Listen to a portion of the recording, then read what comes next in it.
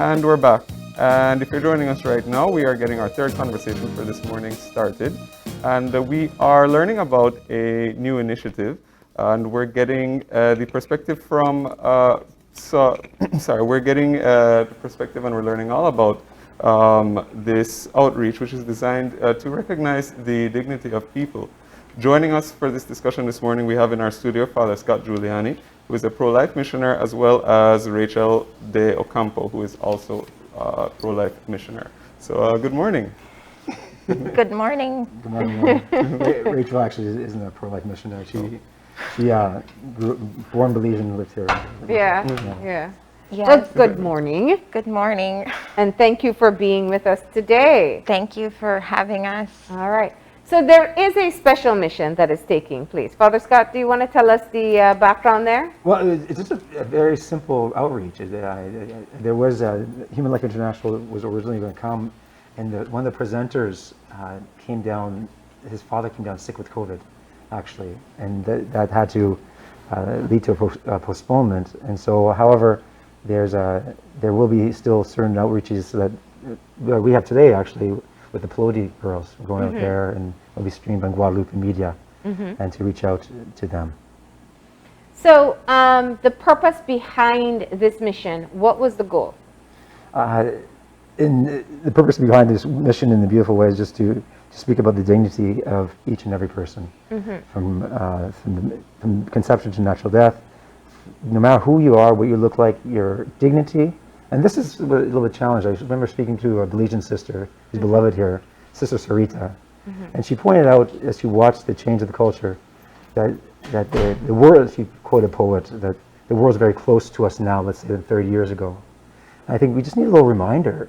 You know, we're very, I think, naturally in Belize, people have great respect and dignity for each one another. However, it can change, and you start to see those signs where we want to just remind people that our dignity is not in what we have or in what we do. I think that's a lot of pressure to think, oh, I'm successful, I'm all that, or I have this money, so I'm important. But it really isn't who we are. And that dignity is a gift that can't be taken away. And that's something that every new generation has to hear that message and choose to absorb it. You know? Yeah. And the outreach with schools, it's going to be with Catholic institutions? Well, today, right now, it would be a Catholic institution. Yeah, definitely. The postponement had other different institutions to reach out to, but right now we just keep it in the Catholic school. What's the message to the young girls? Well, we really want to speak to them about building a culture of life and understanding the truth and meaning of human sexuality as God designed it. So that's our message. I've been teaching natural family planning for 15 years, so I help prepare couples who are getting married. So I very much need to speak to that, to sexuality. So that's what I'm going to share with the girls, and a message of being chaste until marriage. Now, Father Scott, I think when we talk about pro-life, it's very important that we recognize that there is an equally growing segment of persons who are pro-choice. Right. And the conversation very often can be divisive, but it's important that we see other points of view. In your experience working in Belize, when you hear from people who say pro-life is one way, I mean, you can have a choice in seeing things this way, but there are others who have an opposing view. How do you engage in conversations like that? Well, I feel just in the Catholic Church, I think we're constantly engaging people with different views and opinions, and the search for truth is something that is encouraged by each and every person. And so that is something that dialogue and respect and listening as we search for it. I think, but especially when you speak about the dignity of the person, I think it's very important to realize that that's not a point of opinion. That there is a truth that every person has an inherent dignity is very important. That we have that. Now we can dialogue about that. If you think, well, this person is more important because they know more people, or they have more power, or have more money. Well, let's talk about that. You can hear about that opinion. But especially from the church's point of view, we definitely encourage the dignity of the person, each one of them, but also the love, right? Because there's very complicated situations. Well, the fact that people have questions, I'm not surprised about it. In college, I had questions. In college, I had college, and I went through. I said, you know what? I need to find what's going on. I just studied. I asked questions and searching, and it really came back to that one. Each person has incredible dignity that can't be taken away because of what you have or do. Yeah. And the second one is how important love is, and no matter how difficult the different circumstances may be. And really that's where the church comes in to kind of help the circumstances or people of goodwill. No matter how difficult the situation is, there's never a circumstance when the choice, and how difficult it may be, the choice of ending your life is love of your neighbor. And I think we're always going to promote love of neighbor, because that's not just between people, that affects families, that affects our society, that affects the violence you see on the streets, right? That principle, it's connected, you know, it really is. It's perhaps one response to preempt some of these manifestations of anger that we see, the violence in the streets, or the violence in the homes. It's connected to the violence in the womb that can happen. And sometimes we don't see the connection. And so I think we have to be very compassionate, because I think a lot of times, and I think Rachel can speak more to this, is sometimes our views are hurt because of past choices we made, or hurt that we have. And I think that's really the calling that we all have, is that compassion, because it's not easy. You know, it really isn't. And I think sometimes people get afraid of being judged, and that's not what this is, you know. And I think I think Rachel can speak more to that, though, you know. So. I do want to say, because you mentioned pro-choice, that we do give great love and care to the woman, and that in many situations, I think in most situations, it's not really a matter of choice for the woman to choose to end her child's life. It's usually that she feels that she has no choice because she's in a difficult situation, because she's being pressured by her boyfriend or parents or whoever it may be. And it is a form of trauma, and women suffer from post-traumatic stress disorder. And what he was saying about the violence in the womb, like many times, it causes a lot of psychological issues, like there's guilt and there's shame. Often there's even can be suicidal tendencies, but oftentimes women have difficulty bonding with their previous children or children that they may have in the future because of the decision to terminate a pregnancy. Yeah. You know, when you talk about the choices, I think the question very often raised is, what support is offered? You can support someone through making a decision or not, but then there's financial support. There's a cost associated, and there are other circumstances that also come into play. So the question always comes back to say, what other support is offered? Do you want? I'll take that one. Sure.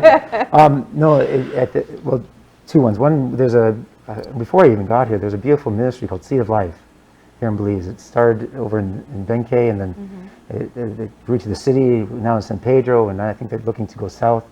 And it really is to accompany these young women that get in situations that don't have the choices, as Rachel was mentioning, to give them more choices and that accompaniment. And it helps with supplies, not even the money, financial, but what about, like, how do you become a mother? Like, what do you do? And especially if there's a breakdown in the family. And so there's a whole accompaniment from before, during the time of pregnancy, from the birth, and probably a year after, you know, as you go. I think this journey, as we move, that is a concrete way that I think that accompaniment and support is very important. I think you also bring up an important point, because when we hear that, we think, okay, what policy can we do? What laws can be in place? What can the government do? I think it's a good reminder that also there's limits of what the government can do. There's limits of what law can do. Even our preamble of the Constitution, right? Freedom, we have the rule of law, but we also have moral and spiritual values. And so the building up of the family, that support, we call them grandparents in a beautiful way. And that's really how you see a lot happening. The larger community becomes that support. And so the stronger our families are, I think that could be the best government policy that we could have. Because you can't solve the issues that you're saying. You can't raise a child from so far away. It really is on the ground. So if we have a value of marriage and family and children, that culture of life leads to a civilization of love. And I think that's really a message that's not getting out there necessarily. Try to solve a lot of different things that in the end we can't do, you know? So, but we need those things, right? We do, don't get me, we need the programs, we need the help. But without that that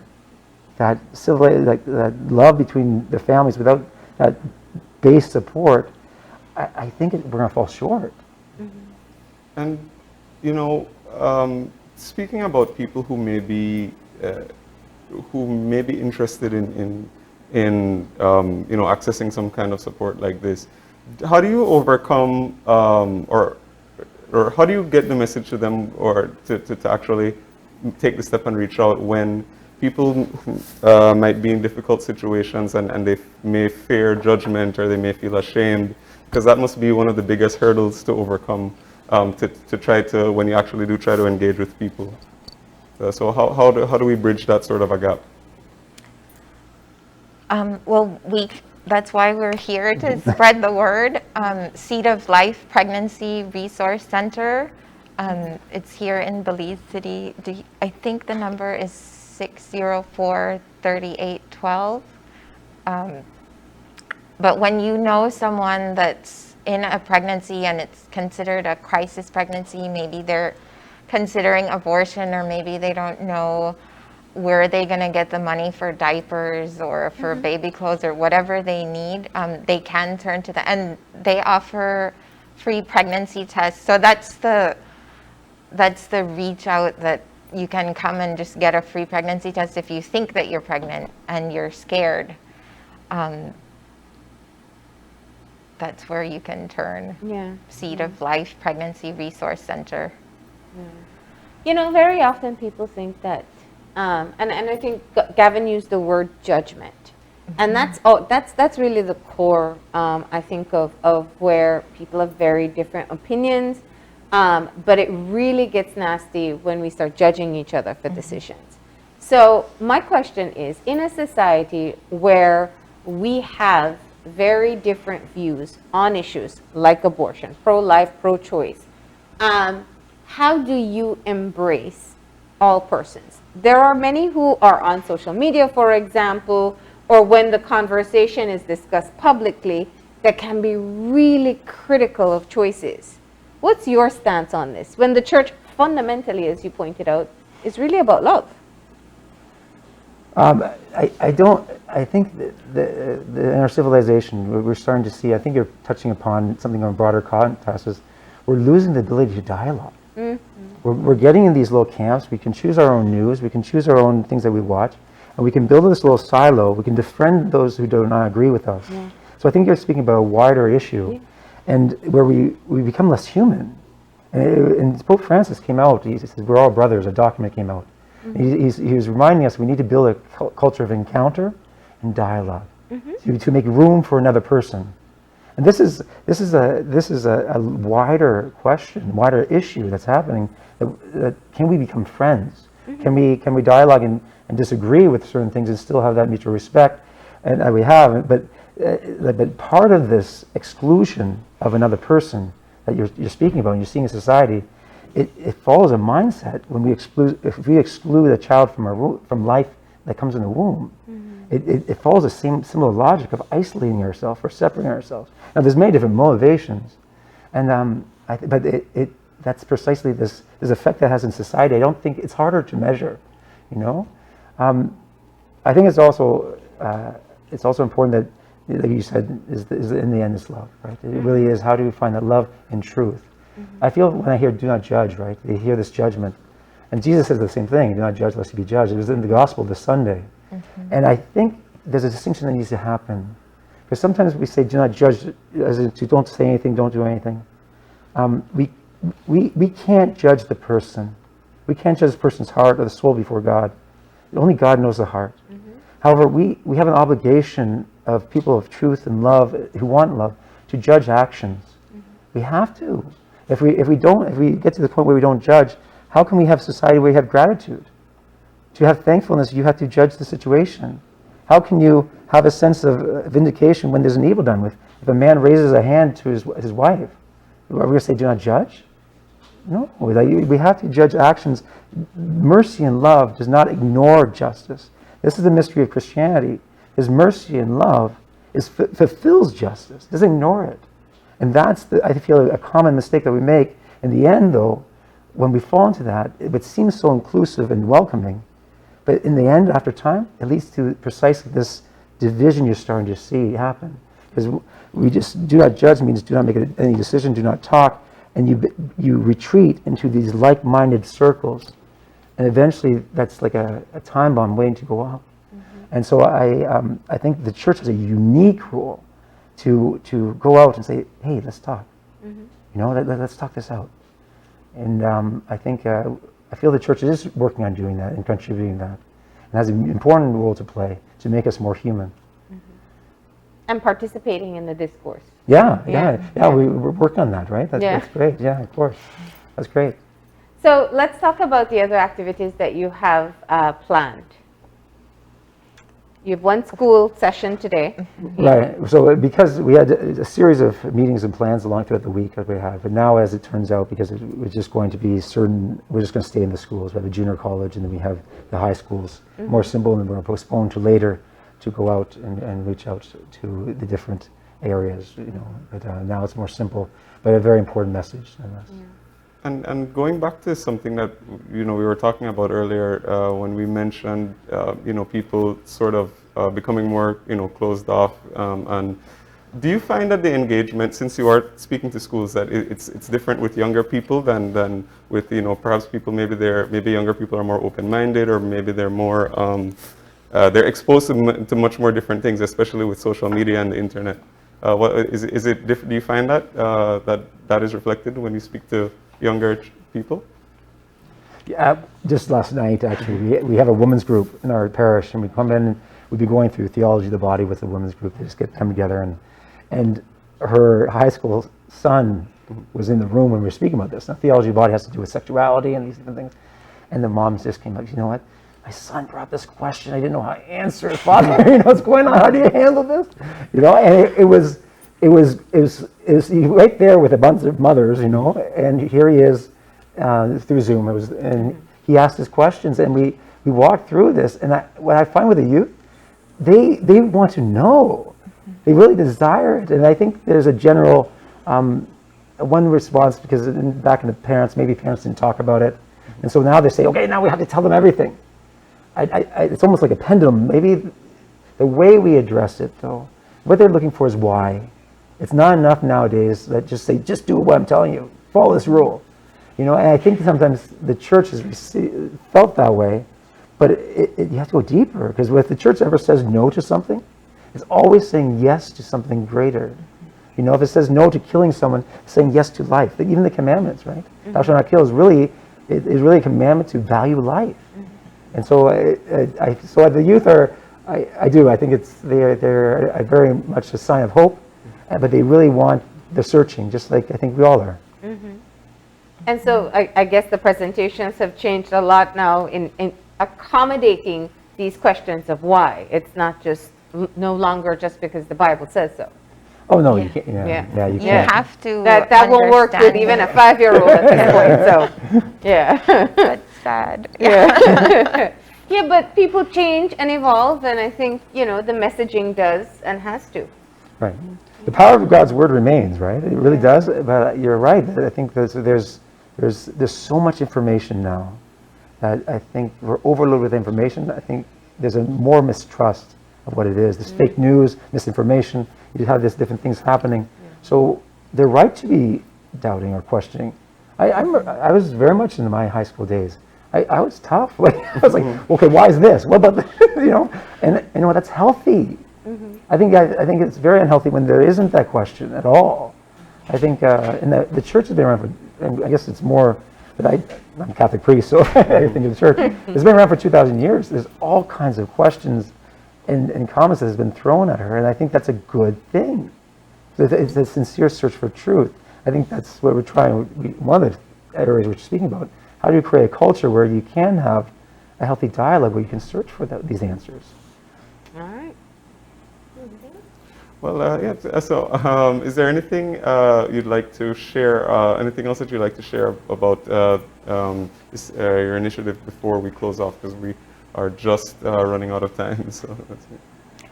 We'd like to invite you to spread the word. If you have youth or parents can benefit from this too, because they should be speaking to their children. They can tune in this afternoon on Guadalupe Media's Facebook page.